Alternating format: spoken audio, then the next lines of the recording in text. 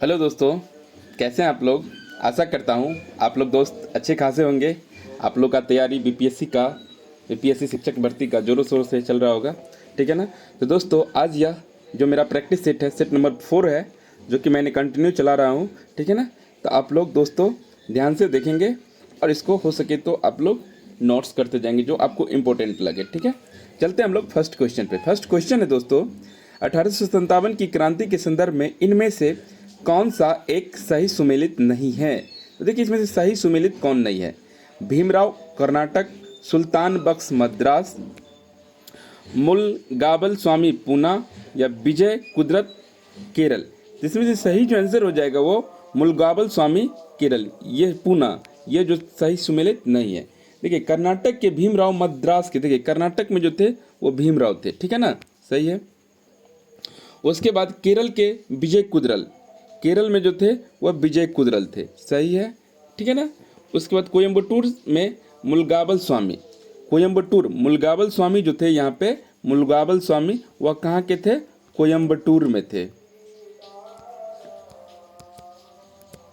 ठीक है ना। मुलगाबल स्वामी कहाँ के थे, कोयम्बटूर के थे, ठीक है ना। वहाँ पे वो ने विद्रोह किया था, ठीक है। इसी प्रकार से 1857 के विद्रोह के दौरान दक्षिणी भारत में आंदोलन का नेतृत्व हुआ। तो इसमें शायद सभी दक्षिणी भारत का था, लेकिन यहाँ पे मुलगावल स्वामी पूना जो दिया है यह क्या इसमें गलत है, ठीक है। चलते हैं हम लोग नेक्स्ट क्वेश्चन पे। असहयोग आंदोलन के दौरान बिहार में कृषकों का नेतृत्व किसने किया। तो असहयोग आंदोलन के दौरान बिहार में जो कृषकों का नेतृत्व क्या था, स्वामी विद्यानंद ने किए थे। कौन किए थे, स्वामी विद्यानंद ने किए थे, ठीक है ना। असहयोग आंदोलन जो कि उत्साही कार्यकर्ताओं में से एक थे। जब ब्रिटिश उत्पीड़न के कारण किसानों ने क्या किया, दरभंगा में दंगा करना शुरू कर दिया था, तो उन्होंने उनके असहयोग आंदोलन के में क्या था कि उनका नेतृत्व था। और विद्यानंद जो थे वह भागलपुर में बहुत ही सक्रिय नेता थे, ठीक है ना। और उन्होंने क्या किया, किसान के लिए आंदोलन के रूप में नेता के रूप में उभरे और वह लोगों के बीच आधार बनने में सफल रहे। और असहयोग आंदोलन के लिए उन्होंने क्या किया, अभियान चलाया। इन्होंने किसानों के सवालों के साथ खड़ा हुए, ठीक है ना। तो स्वामी विद्यानंद हो जाएगा, ठीक है। चलते हम लोग तीसरा नंबर क्वेश्चन पे। तीसरा नंबर क्वेश्चन है, हड़प्पा संस्कृति से जुड़ा स्थल रंगपुर किस नदी के किनारे है। तो हड़प्पा संस्कृति से जुड़ा हुआ नदी जो रंगपुर है, रंगपुर वह मादर नदी के किनारे, किस नदी के किनारे है, मादर नदी के किनारे, ठीक है ना। तो यहाँ पे क्या हो जाएगा दोस्तों, यहाँ पे तीसरा नंबर ऑप्शन सही हो जाएगा, ठीक है। देखिए हड़प्पा कालीन जो स्थल है अहमदाबाद जिले के मादर नदी के किनारे स्थित है। इसकी खोज 1922 में हुई थी। हड़प्पा का खोज वैसे 1922 में हुई थी, लेकिन यहाँ पे रंगपुर दे दिया है, तो रंगपुर की खोज कब हुई थी, 1932 ईस्वी में हुई थी। खोज कब हुई थी, 1932 ईस्वी में हुई थी, जिसका खोज जो किए थे एम वत्स ने किया था। और 1953 ईस्वी में क्या हुआ था, MR राव ने यहाँ धान की भूमि के ढेर और कच्ची ईंटों के दुर्ग, नालियां, मृदभांड, पत्थर के फलक आदि यहाँ से मिले हुए हैं, ठीक है। चलते हैं हम लोग नेक्स्ट क्वेश्चन पे। क्वेश्चन नंबर 4, किस समाचार पत्र में नीमू चना हत्याकांड की तुलना जालियांवाला बाग हत्याकांड से किया गया था, मतलब ठीक है ना, हत्याकांड के साथ की। तो देखिए यह जो है इसमें आपको रियायत हो जाएगा, क्या हो जाएगा, रियायत, ठीक है ना, क्या हो जाएगा, रियायत। नीमू चना नरसंहार 14 मार्च 1925 को हुआ था। कब हुआ था, 14 मार्च 1925 को यह हत्या हुआ था। कब हुआ था, 14 मार्च 1925 को यह घटना हुई थी, ठीक है ना। और उसमें जो सैन्य कमांडर थे छज्जू सिंह के आदेश पर क्या हुआ था, राजस्व दरों पर क्या हुआ, चर्चा करने के लिए एकत्रित भीड़ हुई।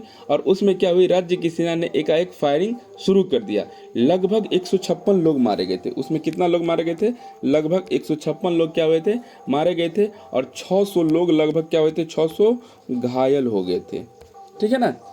चलते हैं हम लोग नेक्स्ट क्वेश्चन पे। क्वेश्चन नंबर 5, अद्वैत काल की अनुभूति किस काल में हुई थी, ठीक है ना। ऋग्वैदिक काल, उत्तर वैदिक काल, शंकराचार्य के समय या स्वामी दयानंद के समय। तो ये जो हुए थे वह जो हुए थे उत्तर वैदिक काल में। कब हुए थे, उत्तर वैदिक काल में। अद्वैतवाद काल कब हुई थी, उत्तर वैदिक काल में, ठीक है ना। अद्वैत काल की अनुभूति उत्तर वैदिक काल में हुई थी। इस काल में वैदिक चिंतन का क्या होता, चरमोत्कर्ष पे था। इसका मुख्य प्रतिपाद यह था कि ब्रह्म ज्ञान, आत्मज्ञान, उपनिषदों का प्रमुख ज्ञान, ठीक है ना, आदि प्रक्रिया वो किससे संबंधित थे, अद्वैत काल से संबंधित थे, ठीक है। चलते हैं हम लोग नेक्स्ट क्वेश्चन। औरंगजेब के समय में किस जाट नेता ने भरतपुर की स्थापना की थी।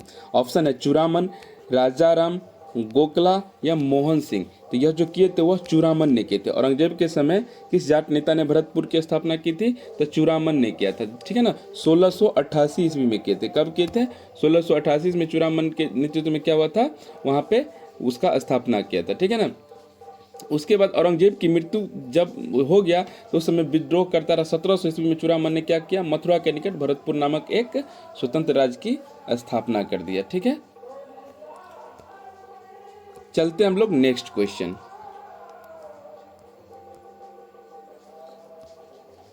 देखिए इसमें जो हम बता दें 1700 में होगा। इसका स्थापना कब किए थे? 1700 में।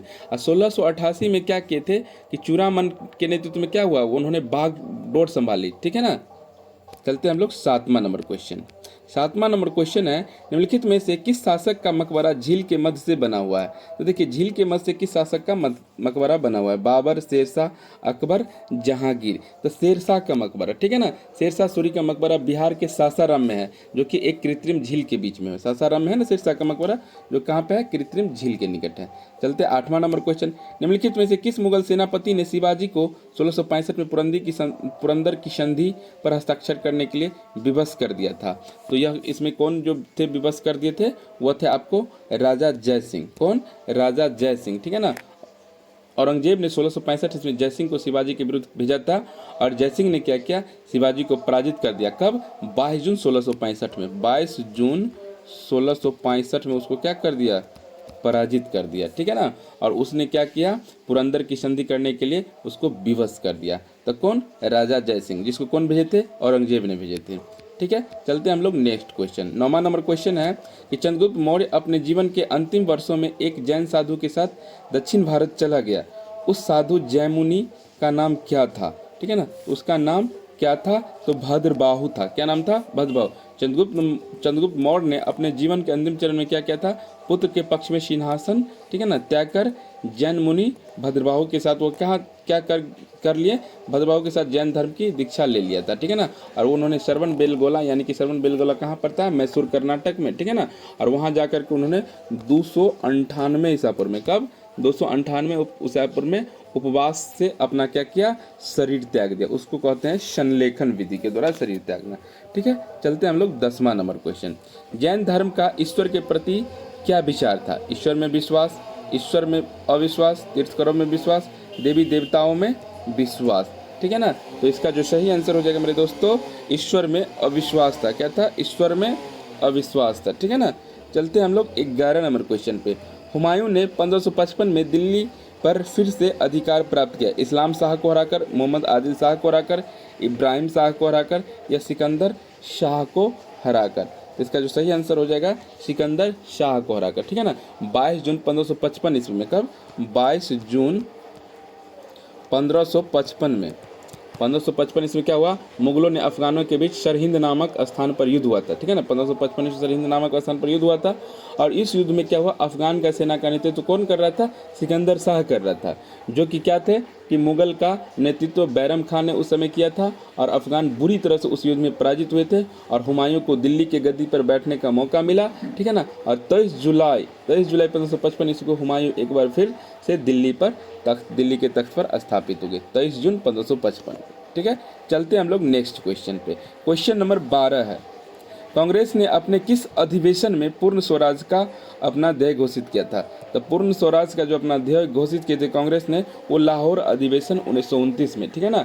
वो लाहौर अधिवेशन 1929 में, ठीक है ना। और उस समय क्या हुआ था कि अर्धरात्रि में रावी नदी के तट पर क्या होता है, कांग्रेस के अध्यक्ष जवाहरलाल नेहरू थे उस समय, ठीक है ना। जवाहरलाल नेहरू क्या किए? भारतीय स्वतंत्रता का प्रतीक तिरंगा झंडा, पूर्ण स्वराज, वंदे मातरम तथा इनकलाब जिंदाबाद के नारों के बीच फहराया और 26 जनवरी 1930 को पूर्ण स्वतंत्रता दिवस मनाने की घोषणा की। उसी समय क्या हुआ था कि 26 जनवरी, ठीक है ना, 26 जनवरी 1930 को पूर्ण स्वतंत्रता दिवस मनाने की घोषणा कर दी थी, ठीक है।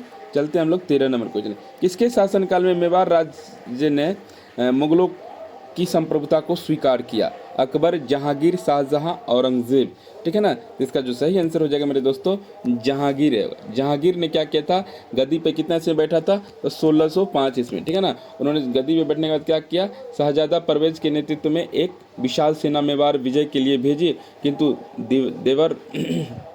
दीवार दर्रे के पास वहाँ क्या हुआ, युद्ध में कोई निर्णय नहीं हुआ। इसके बाद जहांगीर ने क्या किया, 1608 ईस्वी में, 1608 ईस्वी याद रखिएगा, महावत खां और 1609 ईस्वी में अब्दुल्ला खां तथा 1613 ईस्वी में खुर्रम के नेतृत्व में कई अभियान भेजा, जो फलस्वरूप 1615 ईस्वी में राणा अमर सिंह और मुगलों के बीच एक संधि हो गई थी। ठीक है ना, तो यह जो आंसर इसका क्या हो जाएगा, जहांगीर।